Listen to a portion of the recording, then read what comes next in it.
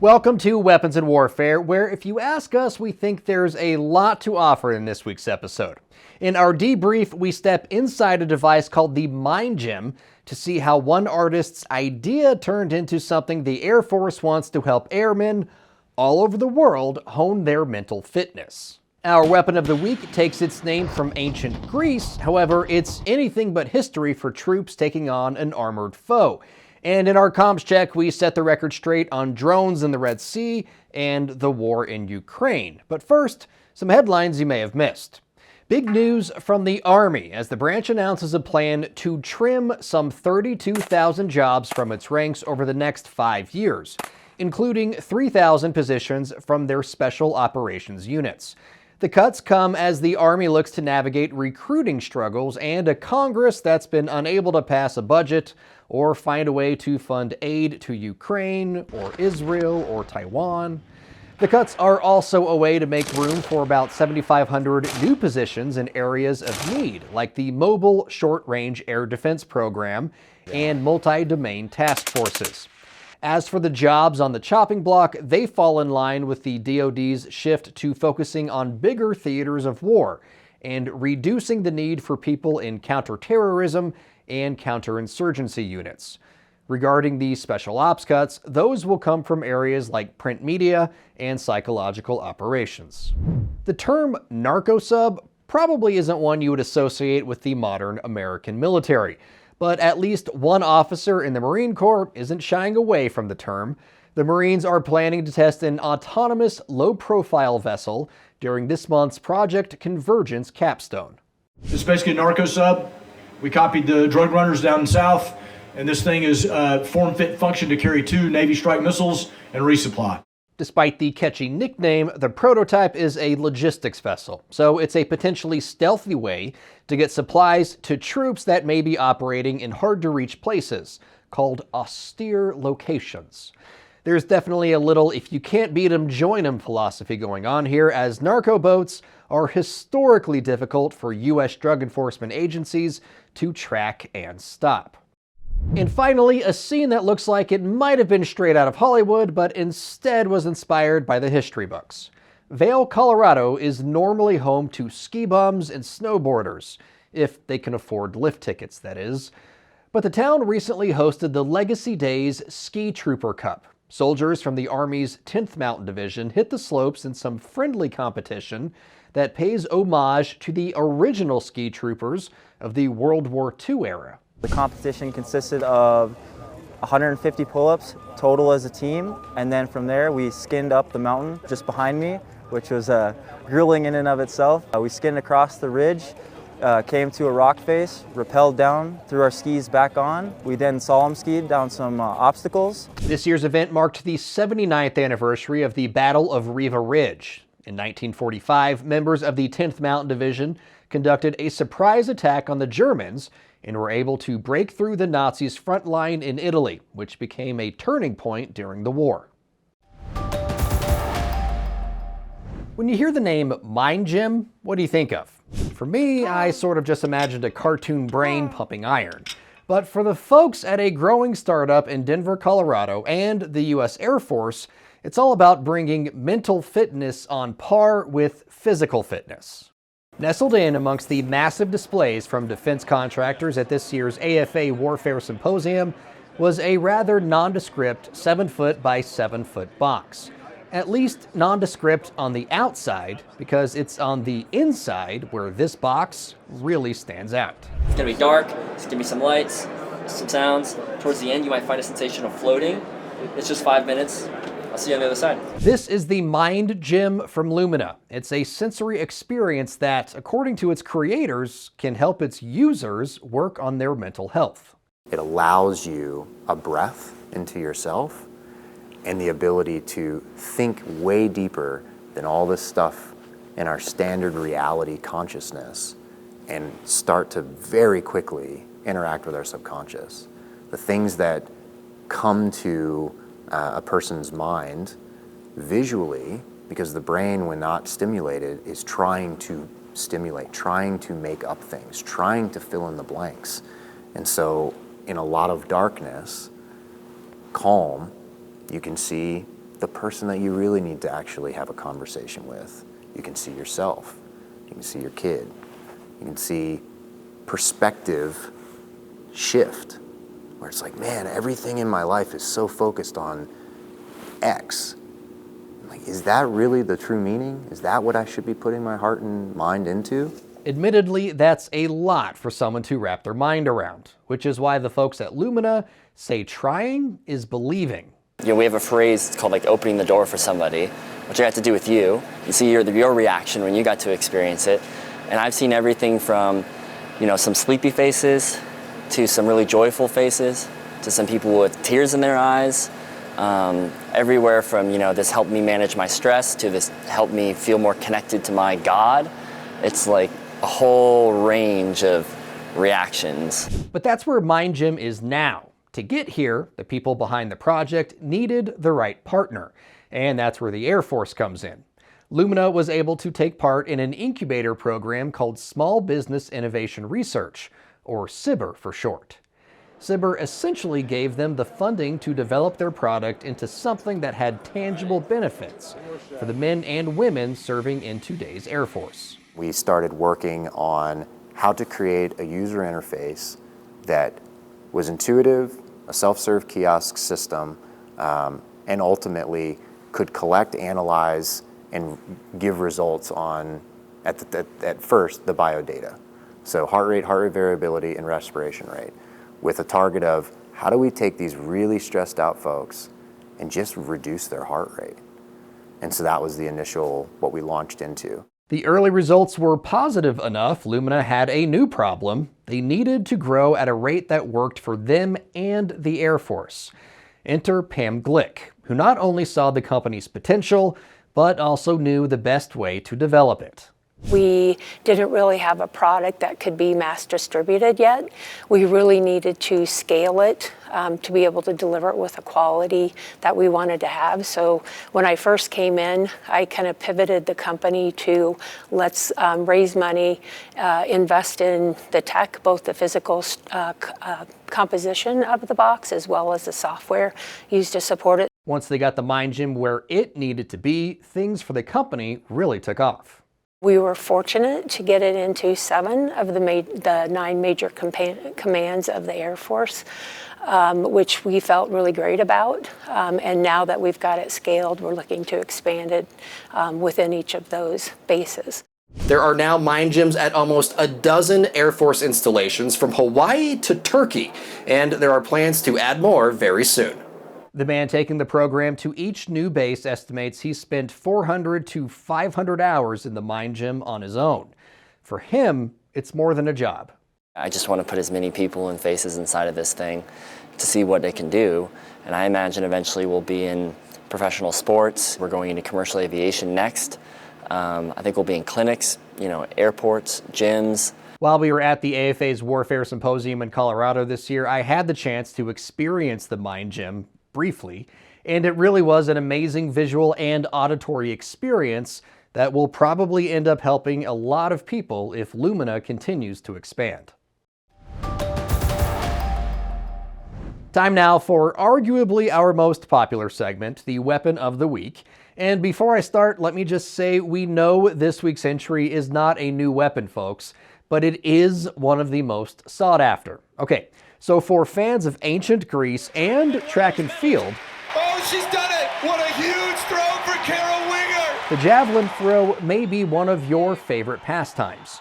Super producer for Weapons and Warfare, Brett Baker, found out it wasn't actually an Olympic game in Greece until 708 BC, though. Fast forward a few thousand years, and javelins are very different. In 1996, the name was given to a new piece of technology. That would be the FGM-148 Javelin, or the Advanced Anti-Tank Weapon System. In the simplest terms, it eats tanks for breakfast, but it's also been known to take out a boat from time to time. The Javelin started field testing almost 3 decades ago. It was designed by Texas Instruments. That's right, the calculator folks, and Martin and Marietta, now known as Raytheon/RTX and Lockheed Martin. The Javelin made its combat debut in 2003 during the Second Gulf War. It gained a renewed level of notoriety recently during the Ukraine War. That's because it's really good at killing tanks, specifically by employing a top attack, hitting the tanks from above, where they're most vulnerable. So what makes them so devastating? Called a fire and forget missile, the operator is able to simply sight the target, lock on, and send it, as they say. The automatic self-guidance system takes over and deals death from above. Javelins are actually really effective, especially in the battlefield.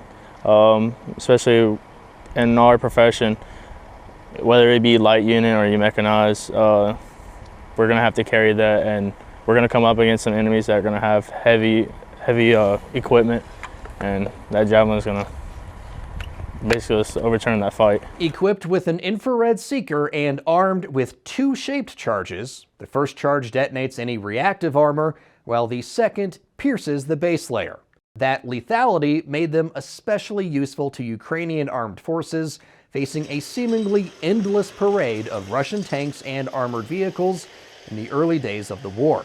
And just to give you an idea of how effective javelins were, an article from March of 2022 from World News reported of the first 300 javelins fired by Ukrainian troops, 280 tanks were knocked out of commission. Javelins have multiple firing modes too, and can be used against a wide array of targets, not just tanks. Buildings and other fixed structures are well within their wheelhouse. About 24 countries currently use javelins. Another 7 hope to add them to their inventory soon. All right, folks, it's time for Comms Check. It's one of my favorite parts of the show. It's our kind of opportunity to peruse these social media channels, look at our email inbox and see if there's any comments, questions, concerns that you have that we need to address. Also a chance for us to update you on stories that we have reported on previously when those updates don't really fit anywhere else in the show. If you have a comment, question, or concern that you would like us to see, you can do so by leaving a comment in the feeds below in the comment section. You can also send us an email to weaponsandwarfare, all spelled out, weaponsandwarfare@san.com. Let's go ahead and get started. The first comms check comes to us on a story that I had done kind of about the 2-year anniversary for the war in Ukraine and how it has changed the world, and this next year of fighting is shaping up to change the world again. The comment comes to us from Tracy Ave, not quite sure. But Tracy says, Zelensky should be jailed for letting the US and UK use his people for a proxy war. But I guess he don't care as long as the cash don't stop coming through the back door. Frowny face. So, Tracy, there is just so much here that I want to unpack. I'm going to try to do it quickly, but I'm going to take each one of your points kind of point by point. So first of all, Zelensky should be jailed. Who's going to jail him? Who's going to jail him? The International Criminal Court, maybe? Zelensky has traveled to many member nations of the International Criminal Court. No one arrested him. However, on the other side of that coin, if Vladimir Putin travels to many of those same countries, he will be arrested because he is wanted as a war criminal right now by The Hague. And so who's going to arrest Zelensky? No one's going to arrest Zelensky right now. Your next point, he should be jailed, for letting the US and UK use his people in a proxy war. You're implying that Zelensky is being forced into this situation by the United States and by Great Britain. Again, wrong. If anybody is forcing Ukraine into the situation, Tracy, it's the Russians. It's Vladimir Putin. Who attacked 2 years ago? Who attacked? Russia attacked. In 2014, who started annexing eastern parts of a sovereign nation? Russia did that, not Ukraine. If you want to make an argument that the war in Ukraine is a proxy war between the US and China, or NATO and Russia, or US, NATO, and China and Russia all together, then fine. Okay, I can see that argument being made. But to say that Zelensky and the Ukrainian people were forced by the United States and the UK into this war is just patently false, just on its face false. Moving on. I guess he don't care as long as the cash don't stop coming through the back door. Yes, the United States has sent over billions of dollars in aid and equipment to Ukraine, most of that being actual hard supplies or training or ammunition or vehicles, weapon systems, that sort of thing. It's not actually like the United States is just, writing a check to cash for billions and saying, here you go, Zelensky, have fun. That's not the way it's happening. In fact, the United States actually has auditors on the ground in Ukraine making sure that the stuff that we have sent and potentially will send in the future goes to where it needs to go. They have found some issues with that, some discrepancies, but the Ukrainians are trying to make good on that. That's why the Department of Defense, the Ministry of Defense in Ukraine, has seen, and the Ukrainian Armed Forces have seen so many officer turnovers in the last couple of years because the Zelensky administration is trying to root out corruption within its ranks. Now, that being said, Tracy, still the vast majority of aid being sent to Ukraine is not actually hard cash, and what money is being spent, most of it will actually be spent here in the United States. And Tracy, just one last quick little point. You say money in the back door. Your public profile on TikTok, where this comment came from, shows that you're in Tennessee. Some of the money that Congress is sitting on, the aid money that Congress is sitting on right now, the billions, some of that money is going to be spent in your state of Tennessee, potentially, because the Military Systems Group, which is headquartered in Tennessee, makes brackets and all kinds of different things for military vehicles like the HIMARS, which is a mobile launcher, which is in heavy use right now in Ukraine, and which a lot of countries outside of Ukraine want to buy because it's so effective. So by saying that the money is backdoor to Zelensky and by being against the Ukrainian aid, Tracy, you might actually be against your neighbor across the street getting some work to be able to feed their family. So just think about that. Just ponder on that for a little bit. And hopefully that helps answer some of your questions. No one's going to arrest Zelensky. The U.S. and U.K. didn't force Ukraine into a proxy war, and there's no money coming in the back door. Most of that money is being spent here domestically to replenish the stocks that we have sent over to Ukraine. All right, real quick on our next comms check, because I rambled admittedly in the last one. This is on a story about Houthi missiles in the Red Sea, Houthi drones in the Red Sea, and the U.S. effort to stop those attacks. Now, we had done a story about a captain in the U.S. Marine Corps, Captain Earl Earhart, hey, there he is, who was credited with possibly being the next ace pilot, the first ace pilot that the U.S. has had since the Vietnam War. For fans of that sort of thing, of pilots in their element, doing what they do and doing it to a high level, that was a pretty exciting story. However, it turns out the story might not have actually happened. And by might not, I mean probably didn't. So here's where it all went wrong. The story started on the USS Bataan. This is it right here. It's where Captain Earl Earhart and his Harrier jet operate. Yes, in the Red Sea, Arabian Sea, and in that theater of warfare. And there is a BBC reporter who was on the ship. Which is great access. I would love to have that. USS Bataan. If you have an opening, let me know. Anyway, so BBC reporter on the ship goes to command and asks them about the drones and the missiles and the interceptions. And the command tells them, yes, the U.S. Navy and Marines and Air Force and, the DOD is participating in that, but the Bataan, not so much. The BBC reporter apparently wanted to have a story, wrote anyway that the captain, Earl Earhart, had in fact shot down 7 Houthi drones when it was not a true story. The Navy has since gone to the BBC and asked them to correct the reporting.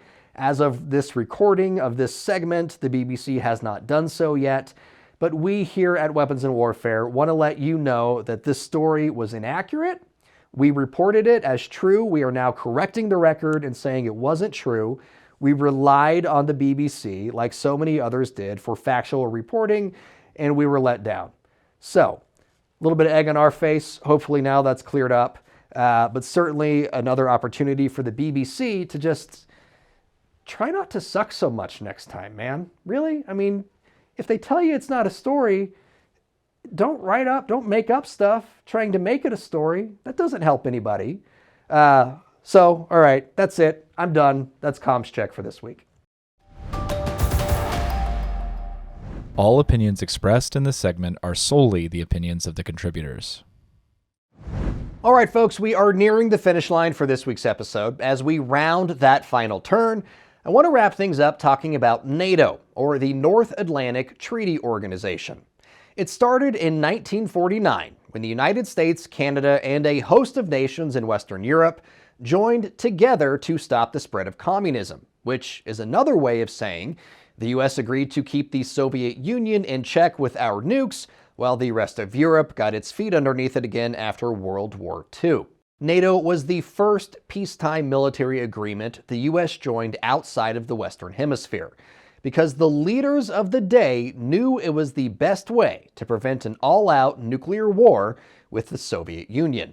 As part of my job, I talk to a lot of people, some in the military, some who used to be in the military, and others who are experts in national defense and security. This past week, I asked one of them, of all the things going on in the world right now, the war in Ukraine, the war in Gaza, the potential Russia might try and put nuclear weapons in space, of all of those things, what keeps them up at night? The answer surprised me a little bit. They said the dissolution of NATO, specifically the dissolution of the alliance because the United States would let it happen. Now, on one hand, NATO has never been stronger. Sweden just received approval to become the 32nd member country and is the most well-armed new member to join the alliance in decades. Seriously, Sweden can throw down. On the other hand, American leadership in NATO is waffling. President Biden seems content letting the UK, France, Germany, and Turkey pretty much run the show right now. And if Donald Trump returns to the White House next year, who knows if he actually means it when he says things like Russia should attack NATO members that aren't paying their fair share, which is also just a weird thing to say from a factual standpoint, because each nation is allowed to decide how much it wants to contribute to its own national defense. But that sort of rhetoric is contributing to a growing contingent of the American voting populace who believe the US should just drop out of NATO, because it's not like we get anything back for our money anyway, right? Here's the thing though, NATO was never about money. It's about safety through alliances. Member countries are encouraged to spend around 2% of their GDP on defense, yes, but the real value in NATO is the relationships between countries. Like-minded nations joining together to stop common aggressors. If those like-minded nations have big militaries, great. If they let allied militaries set up bases within their boundaries in order to provide advanced positions if a war breaks out, that's good too. So much of U.S. defense strategy centers on the concept of keeping the fight over there, wherever there is. And to keep the fight over there, we need friends over there. But here is where we are going to have to leave it for the week. As a reminder, if you want to let us know how you feel about any of the stories you hear on Weapons and Warfare, you can do so by posting in the comments section of our social media feeds. You can also send us an email to weaponsandwarfare@san.com. Again, that's weaponsandwarfare, all spelled out, at san.com. For senior producer Brett Baker, video editor Brian Spencer, and graphics designer Dakota Patillo, I'm Ryan Robertson with Weapons and Warfare, signing off.